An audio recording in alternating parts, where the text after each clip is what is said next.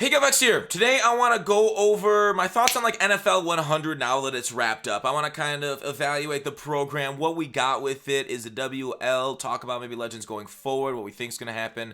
And let's first talk about the players, and the marketing with the NFL. How I guess not necessarily like huge, but it was pretty nice to see like the kind of tie-in from the actual NFL 100 list to MUT, the game that we play, as the game is tied in, and it's really nice to kind of see that kind of woven in with the show, and then the cards coming out a little bit later on Friday nights. So with the new legends and stuff, and we've gotten a lot of them this year, from Troy Polamalu. We didn't think a lot of these guys would be in the game ever at all because of how much either one, they hate the NFL, or two, hate EA, because Jim Brown, who actually was a part of Twitch Prime Legends first, which unfortunately we don't have that as much anymore. He was in the NFL 100, but I didn't think would ever be in the game again. So they've done a really good job, and shout out to Jake Stein and his team for working on the Legends and bringing so many to the game. Like Joe Montana, he made a competing game in 16. We thought, oh, we'd never seen Joe again, but that kind of fizzled out. So he's back in the game now. EA, I don't know if they got over it or he didn't want to sign it when he had another game out there for mobile for so long. But a lot of these cards, not necessarily brand new to the game sometimes, but their first card in the game, they got a little glitchy. There were some nice ones. It's like, and the thing with NFL 100 is that they're powerful, but we in MUT are used to powerful, overpowered things. And then like the only way they fight that is with a new guy being more overpowered than the old guy to kind of like fight him, right? It's like that Star Wars. There's always a bigger fish.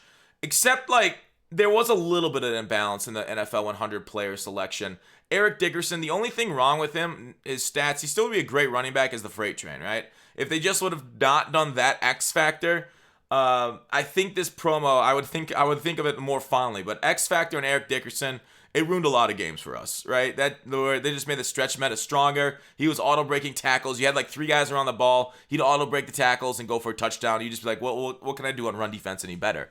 So he brought the stretch meta to a whole nother level that we thought was kind of like a little bit contained at the time.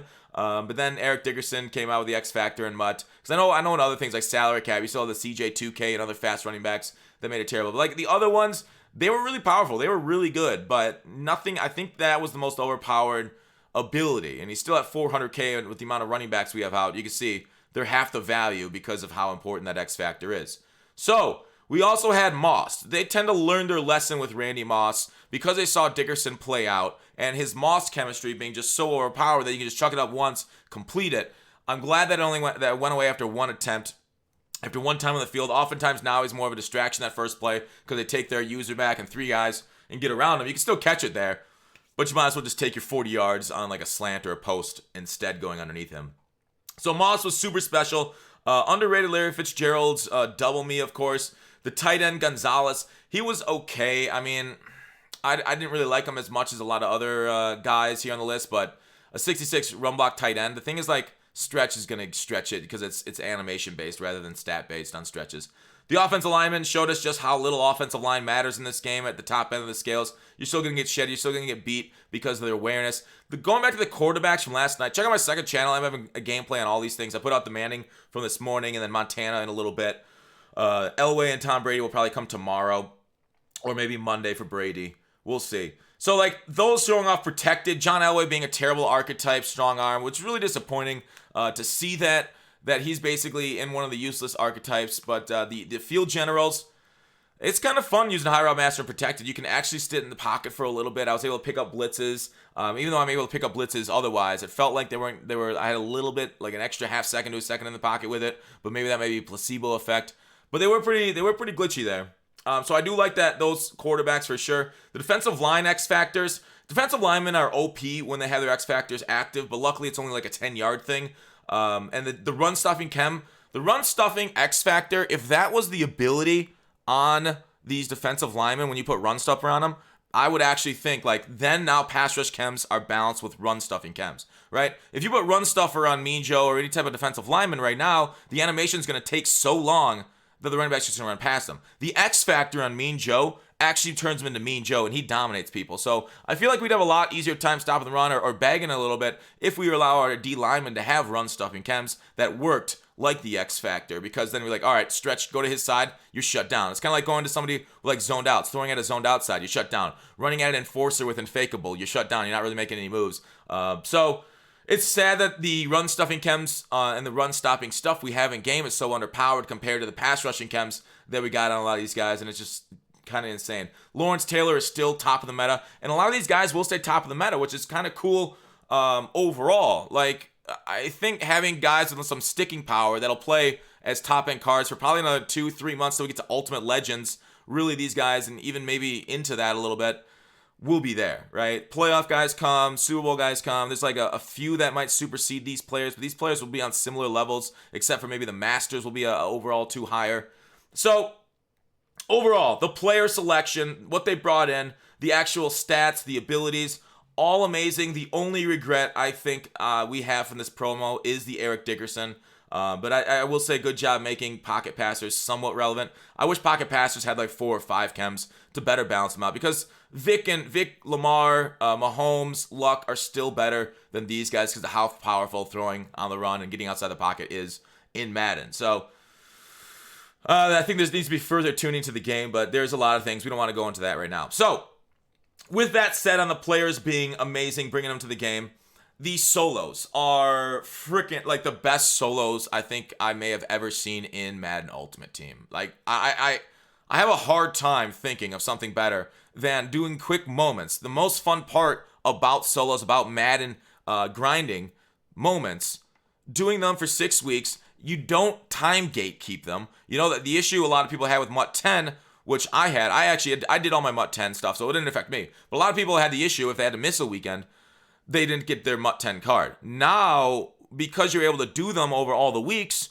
I think they listened to the community and they improved it dramatically. So we didn't have to do full solos like Legends. We were able to do moments, get them done quick, and then get our free, quote-unquote, not opportunity cost, free 94.95 overall. And now, for everybody else out there that doesn't know, these are great things. If you have farms, if you don't have farms, you might get them. Do these solos, grind, use the training, quick selling for the training, and then you can transfer it over. That's solid, right? It's pretty good with the power-ups too you can sell. So there's some neat things there to grind on multiple accounts also, even though EA doesn't really want you doing that. So there you go. It's 1/4 of their training, but there's still quite a bit of training there, but just by grinding some moments. The packs themselves were, I think it was weird, the packs themselves. There was like a duality of them. They were good value for many of the weeks because the cards were going for a lot, so you'd buy them, be able to make a card, sell it for, the Dickerson for like 800K when he was out. So you made a lot of coins off doing, I can't find it anymore. You made a lot of coins. Oh, did they take it out of the store? No. Yeah, there it is. NFL 100 Fantasy Bundle. You made a lot of coins by doing that. But the problem is they weren't exciting, right? It's EA provides us exciting packs or good value packs frequently. So the NFL 100 Fantasy Bundle, I for a lot of weeks it was worth it. I pulled these things every week. I never pulled a single full card. So that's what, $500, $600 worth of packs for no single good card. But the value is there. It helps me do the content on YouTube, on both my YouTube channels, with the gameplay on the second one. So I think the game does need a balance of good value versus exciting packs. And like the exciting one would be like the fantasy packs that we oftentimes get. Legend fantasies are okay. The Zero Chill fantasy ones are probably better than Legends. I haven't done a full analysis on that though. But so I don't mind the packs at all. I don't mind a value pack, even though it's maybe less exciting, less chance at a 95 or 94 than we really wanted it to. I could take a look at the odds too here. Here it is. 4% at 93 plus, and yeah, I didn't pull anything above that, crazy enough. So, with that, NFL 100. It taught us a lot about cards, stats, X factors, and X factors, I mean, in the end, they're still not really worth it unless you have an auto going like Manning or Dickerson. I don't even think Manning's that overpowered. It is very good, but then you're stuck with Manning for the full game and no ability to scramble. So, you might get hollered at, you might just get base coverage, and then you're just chased down by defensive linemen. What's next, right? We had MUT 10, we had NFL 100, these top-end cards. Do I think they have more tricks up the sleeve like that? I guess we'll have to wait to see. I don't know. I hope so. They seem like they've really dedicated themselves to bringing in old legends, which I think is great. Like bringing in the history of the game. I love that kind of dedication, that kind of like knowledge, and maybe some guys that we don't all really know very well, getting to know kind of their impact on the field. It's too bad. The one NFL 100 card that we didn't get that I really wanted was Crazy Legs, Elroy Hirsch. Just I wanted to see if they could animate his weird running style, because it would look fucking hilarious out there. So even though he's from the old days, even though he plays in the leather helmet or whatever he was in, I still think it would be kind of cool to bring him into MUT. So maybe another time. But traditionally we get playoff legends, right? Because the playoffs are next week. We might get a playoff promo coming soon after week 17 into the playoffs. And it's kind of more generic legends, kind of sometimes current day player legends. So it'll be a little bit of a letdown weeks going by, but we do have more content. A ton of content usually comes out in January leading up to the Super Bowl, and a huge splash of stuff comes. So hopefully we'll get more and more promo legends, more new faces. Joey Porter, I think, was just put onto mobile today, so more Steelers love. Yes. Last time he was in the game was like 3 years ago. But I don't know. What do you guys think of NFL 100? Overall, I count it as a W. For a program, I'm going to give it an 8.5 out of 10. Like I said, there were some balance issues right there with some of the cards, but they did seem to learn their lesson as the promo went along with X Factors. But that's it. That's it for me. Thanks for watching. Call to action. I'll see you tomorrow.